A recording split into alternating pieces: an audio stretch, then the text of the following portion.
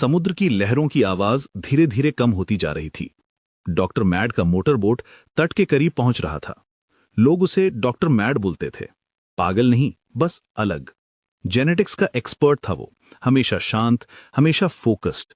आज वो एक ऐसी जगह जा रहा था जहां शायद ही कोई इंसान गया हो। इंजन बंद हुआ और अचानक सब कुछ शांत हो गया। सिर्फ पानी की हल्की सी आवाज थी जो बोट के किनारे से टकरा रही थी।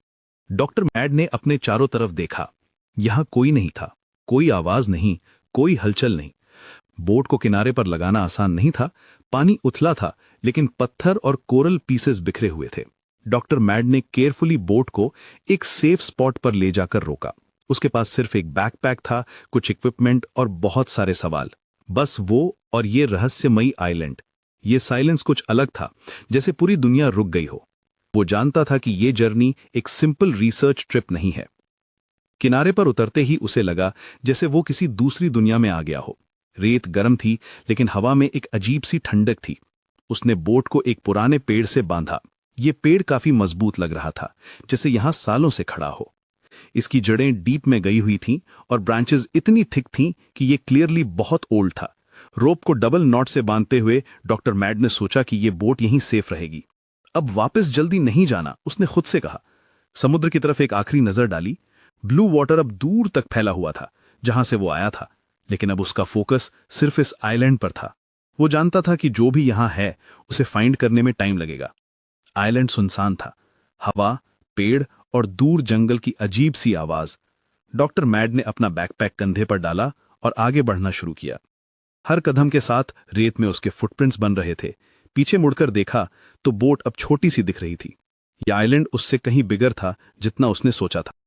जंगल की आवाज और भी तेज हो रही थी। कोई बर्ड नहीं था, कोई नॉर्मल जंगल साउंड्स नहीं, बस एक कंटिन्यूअस हमिंग जैसी आवाज थी जो कहीं डीप से आ रही थी।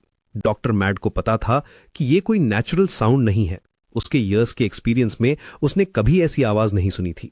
थोड़ी दूर चलने के बाद उसे कुछ अलग दिखा। जमीन पर कुछ था जो नेचुरल नहीं लग रहा था।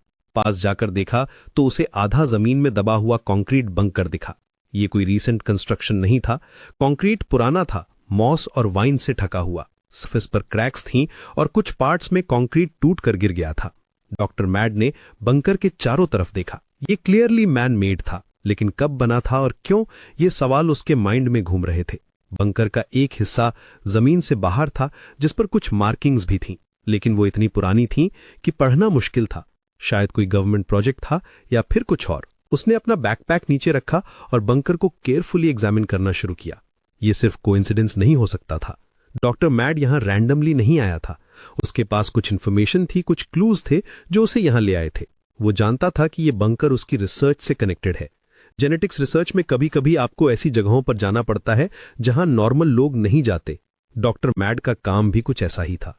वो जानता था कि इस आइलैंड पर कुछ है जो साइंस की दुनिया को हिला सकता है। शायद कोई ओल्ड एक्सपेरिमेंट या फिर कुछ ऐसा जो अभी भी एक्टिव है।